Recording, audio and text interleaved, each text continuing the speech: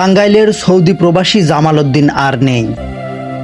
পৃথিবীর অনেক পুরুষই আসলে তলে তলে এই জামাল উদ্দিন। প্রবাসে হয়তো দুটো খেজুর আর এক মগ পানি খেয়েই কাটিয়ে দিয়েছে রাতটা।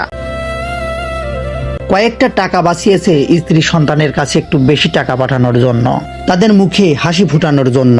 একটা জামা দিয়েই চালিয়ে দিয়েছে বছরের পর বছর, যেন ছেলেমেয়েরা নতুন পোশাক পায়। জামাল উদ্দিনের পরিণতি আমাদের জন্য সতর্ক সংকেত।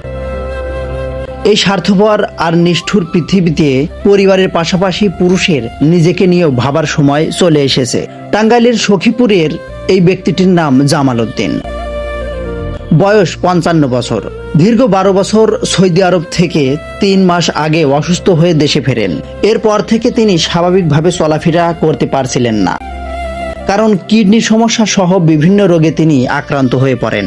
বিদেশে যা আয় করেছেন সবই স্ত্রীর নামে পাঠিয়েছেন, কিন্তু দেশে ফেরার পর তার চিকিৎসার দায়িত্ব নিতে স্ত্রী সন্তানেরা আগ্রহ দেখাননি। এমনকি কিছুদিন আগে স্ত্রী তাকে ঘর ছাড়া করেন, অসুস্থ স্বামীকে রাস্তায় ফেলে যান। এরপর রাস্তা থেকে এক পর্যায়ে তার ভাতিজি তাদের বাসায় নিয়ে যায়। আজ সেখানেই তিনি মৃত্যুবরণ করেছেন। স্ত্রী সন্তানেরা খোঁজ নেননি।